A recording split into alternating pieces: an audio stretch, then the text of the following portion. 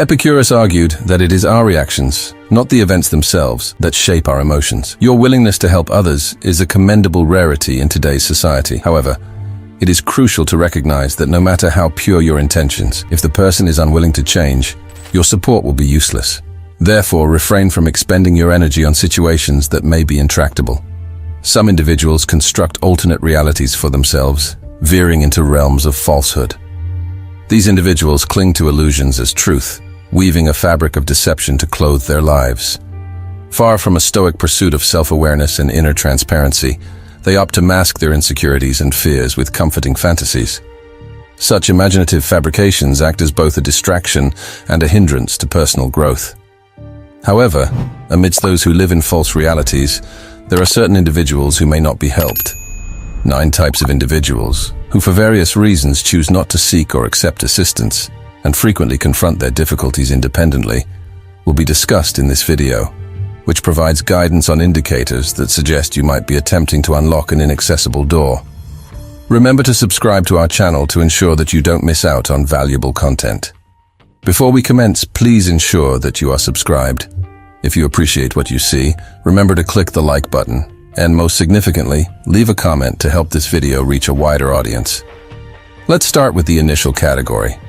The text lacks context and already adheres to the given principles. Therefore, the improved version is shelter and cage, where the true state of affairs is constantly reshaped to suit personal hopes and whims. The stoic ordeal of facing oneself with honesty is abandoned, traded for the seductive ease of inhabiting a realm where inconvenient varieties are shunned and only fantasies are welcome. This is a nuanced and dangerous waltz with reality, where the stakes are one's true self.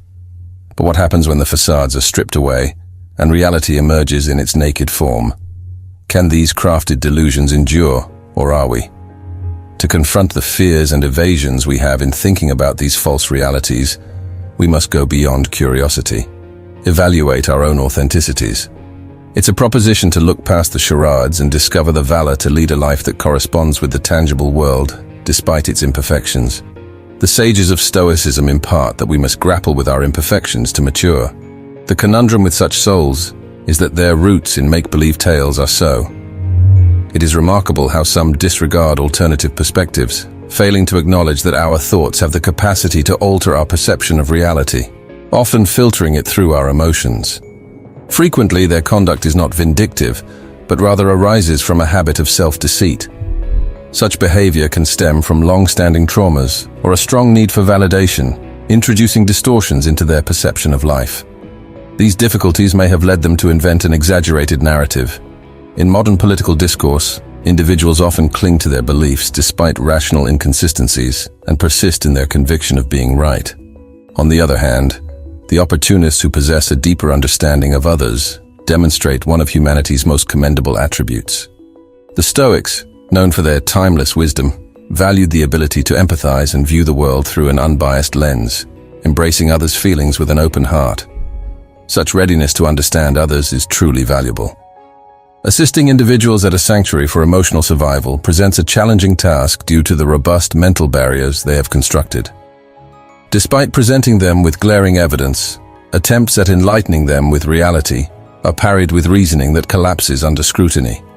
They manipulate facts to conform to their accepted fiction. Genuine transformation is only possible if they concede the errors in their logic, a process that typically requires the aid of a seasoned psychological professional. These dynamics are reflective of the situation.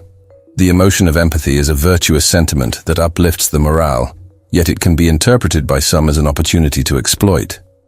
Some people distort the notion of empathy and view another's benevolence as a vulnerability to manipulate by disguising themselves as a friend, but harboring self-serving motives. How can one differentiate between genuine friendship and feigned alliance? The answer lies in keenly observing their conduct. A loyal friend seeks assistance in times of valid need, demonstrating their faithfulness. A reciprocal exchange of respect and care is essential. In contrast, manipulators reveal themselves through a consistent pattern of requesting and seeking favors, often for trivial situations that they could otherwise resolve. The frequency and nature of their appeals are clear indicators of their true motives. Therefore, as we interact with others, it is crucial that empathy does not obstruct our perception of their intentions. We should combine the heart's generosity with the mind's caution, ensuring that our compassion is appropriately directed and not misapplied.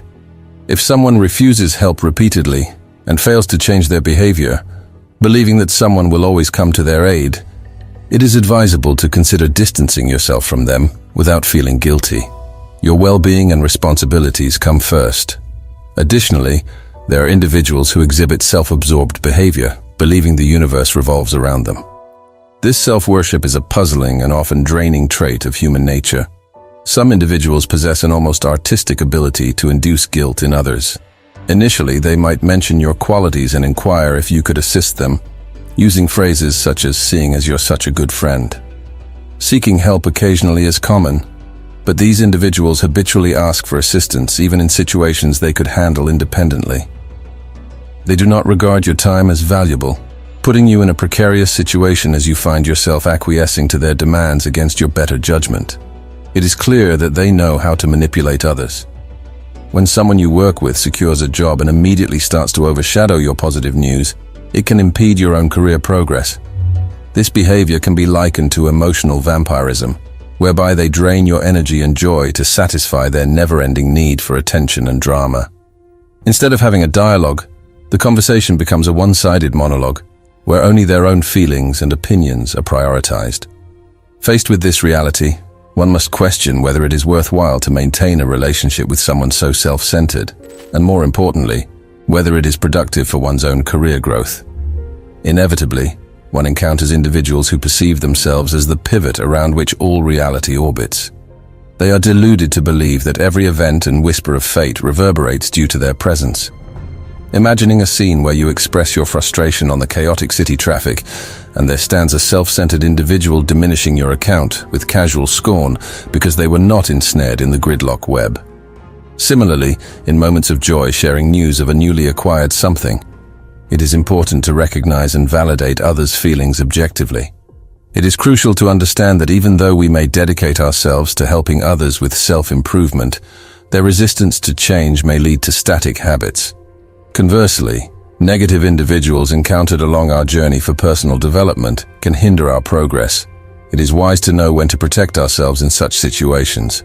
Unfortunately, the given text lacks context and does not adhere to any of the principles for academic writing quality. Therefore, the improved text is, to bad luck, rather than looking for personal or external faults, some individuals inhabit a world where the reflection of their actions seems distant and unreachable. They are never the architects of their own misfortune.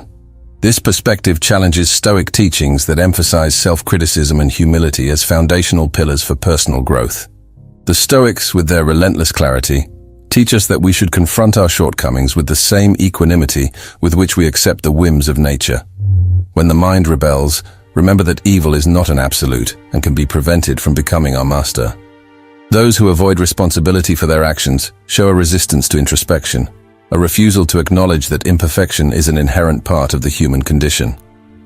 The Stoics ask us to take full responsibility for our actions and to understand that mistakes, when recognized and contemplated, are a means of improving ourselves. In this context, emotional self-defense is not just an option, but a necessary strategy for psychological survival. For those who do not acknowledge their faults, they shirk responsibility for their actions, never apologizing or admitting mistakes. This shows a lack of self-criticism and humility, virtues that philosophers such as the Stoics advocate as crucial to personal development. For them, the fault always lies elsewhere, never with themselves. They may attribute a negative outcome to external factors,